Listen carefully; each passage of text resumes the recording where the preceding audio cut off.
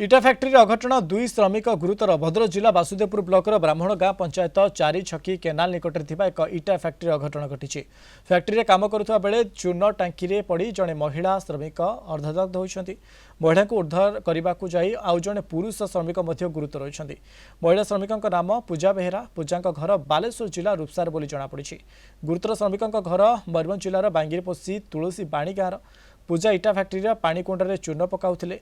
गोड़ खसी से पड़ जाते तेज गरम चून पानी रे पड़ चित्कार पाखरे श्रमिक कैलाश उद्धार करने को टांकी को डेई पड़ते पूजा को उद्धार कर से निजे गुरुतर होते पर उभय को उद्धार कर बासुदेवपुर डाक्तखाना भर्ती कर बामणी गाँ इटा फैक्ट्री काम करुले चून टांकी रे पड़गले लेडीज आउ जेंट्स से उठेवा जाउथिले से उठेकी छानिया रे आगुटे टांकी रे पड़गले दुई जणी अवस्था तो एबे सीरियस नहीं अच्छी से